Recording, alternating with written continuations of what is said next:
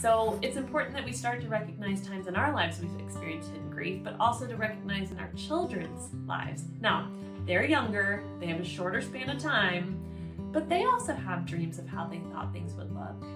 You know, I'm sure they went into school imagining that their first classroom would be a certain way, and then when they're bullied and they feel attacked by the teacher, they don't feel as good. Or they assumed that that family member would always be there, and when that family member dies, then it's not only the grief of the loss in that moment, but also this, they're not going to be there for these other situations in my life.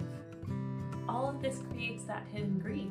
I know for my daughter, she just lost her best friend, not because of death, because of moving. And this friend has moved really quite far away, and she's only 6, so it's not like, hey, let's just like constantly get on our phones and y'all write back and forth like we as adults might.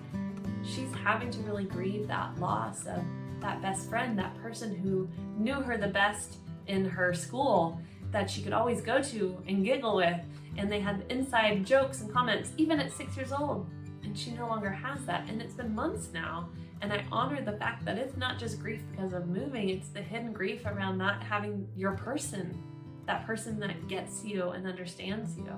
And so her hidden grief, you know, looks different from maybe what mine is, but it's still hidden grief, and it still warrants the space for it.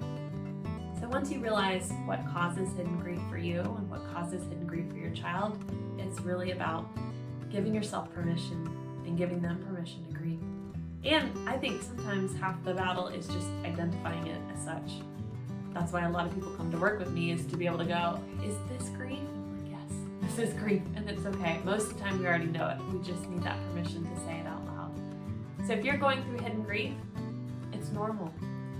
The next steps are really working on holding space for that grief and allowing it to come out as you need to.